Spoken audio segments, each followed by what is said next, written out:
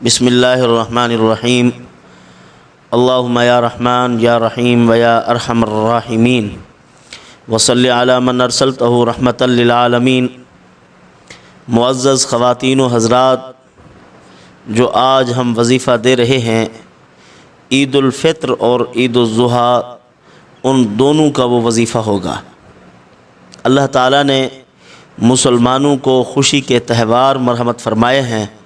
زمانہ جاہلیت میں لوگ میلہ کرتے تھے، غیر شرعی رسمیں ہوتی تھی۔ آپ صلی اللہ علیہ وسلم نے فرمایا، اللہ تعالیٰ نے ان دو خوشیوں کی جگہ پر ہمیں جائز دو خوشیاں مرحمت فرمائی ہیں۔ مسلمانوں کے دو تہوار ہیں، دو عیدیں ہیں، ایک عید الفطر ہے اور ایک عید الاضحیٰ۔ تیسری کوئی عید نہیں ہے۔ جس نام جو نام دیے گئے ہیں کہ فلاں عید غدیر الیاذ باللہ، جو صحابہ کرام کی توہین پر مبنی ہے، اور اسی طرح جو اپنا شب برات کو عید کہتے ہیں، ان دو عیدوں کے علاوہ کسی دن کو عید کہنا جائز نہیں ہے۔ عیدیں صرف یہی دو ہیں، مسلمانوں کے خوشی کے تہوار ہیں۔ اور اللہ تعالیٰ نے قرآن مجید میں ارشاد فرمایا ہے، لا تفرح ان اللہ لا يحب الفرحین، خوش نہ ہو وہ، اتراؤ مت، اترانے والوں کو اللہ پسند نہیں فرماتے۔ حالانکہ خوشی کی اللہ تعالیٰ نے اجازت دی ہے، لیکن ایسی خوشی جو اللہ کی حدود سے نکلی ہوئی ہو، حدود شرع سے باہر ہو، وہ خوشی نہیں بلکہ عذاب ہے۔ حضرت محبوب سبحانی، قطب ربانی، عالم یزدانی حضرت پیر عبدالقادر جیلانی نور اللہ مرقدہ فرماتے ہیں کہ مومن کی خوشی اور کافر کی خوشی میں یہ فرق ہے۔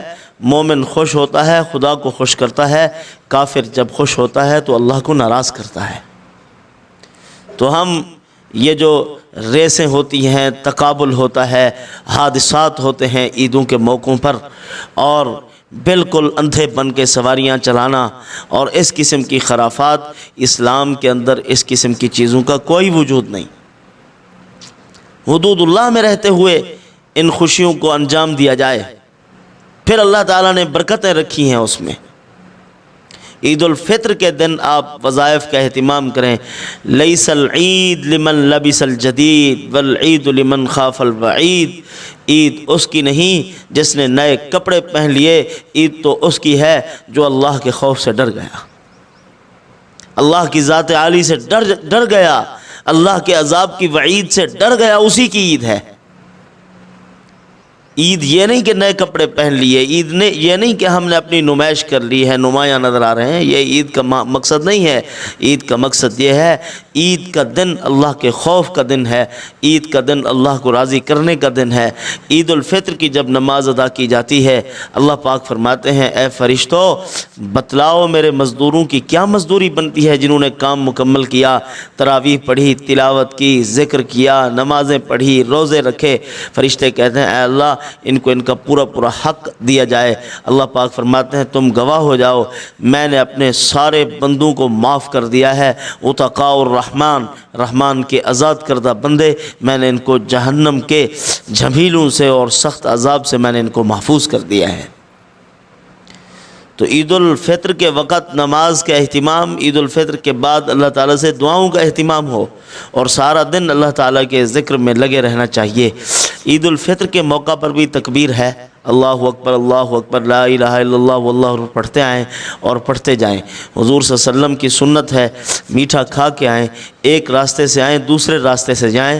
اس کی حکمت یہ ہے کہ حضور ایک راستے سے آتے، فقراء میں بانٹتے آتے تھے، پھر دوسرے راستے پر جاتے، وہاں بھی فقراء کھڑے ہوتے تھے، ان کو بانٹتے جاتے تھے۔ آج تو یہ حال ہے، ایک راستے سے ہم آئیں وہی فقیر لے لیں گے، دوسرے راستے سے جائیں وہی فقیر ادھر بھی آئے کھڑے ہوں گے کہ اس نے یہاں سے گزرنا ہے۔ بھکاریوں کا ملک ہے نا ہمارا، اللہ سے مانگنا نہیں ہے ہم نے، غیروں کے سامنے ہاتھ پھیلائے رکھنے ہیں۔ تو اللہ کی ذات سے مانگنے کی عادت بنائیے۔ اللہ تعالیٰ جس کی محتاجی ٹالنے پر آتے ہیں، پھر کسی کا محتاج نہیں کرتے اس کو۔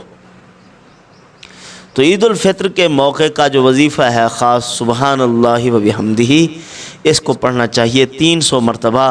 مکاشفۃ القلوب امام غزالی رحمۃ اللہ علیہ کی کتاب ہے، اس کے اندر انہوں نے لکھا ہے جو عید کے دن 300 مرتبہ اس کو پڑھتا ہے، اللہ تعالیٰ اس کے اس پڑھنے کی برکت سے جتنے مسلمان آدم علیہ السلام کے دور سے لے کر آج تک رخصت ہوئے ہیں، ان سب کی قبروں میں ہزار ہزار انوار داخل فرمائیں گے، اور جب یہ مرے گا اللہ پاک اس کی قبر میں بھی ہزار انوار داخل کر دیں گے۔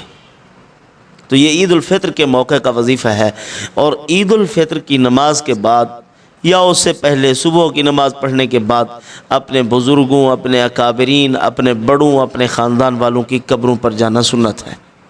ان کو یاد رکھیں اور جا کر ان کی قبروں پر آپ ان کے لیے دعائیں بھی کریں، اور وہاں بیٹھ کے تلاوت کا اہتمام کریں، اللہ تعالیٰ کا ذکر کریں، اور ثواب ان کو عطیہ کریں، ہدیہ کریں، تاکہ وہ بھی یہ یاد رکھیں کہ ہمیں خوشی کے موقع پر ہمارے بیٹے نے، ہمارے خاندان والوں نے ہمیں یاد رکھا ہے۔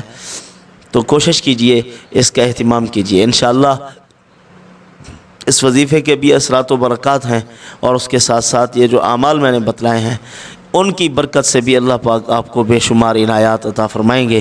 وما علینا الا البلاغ۔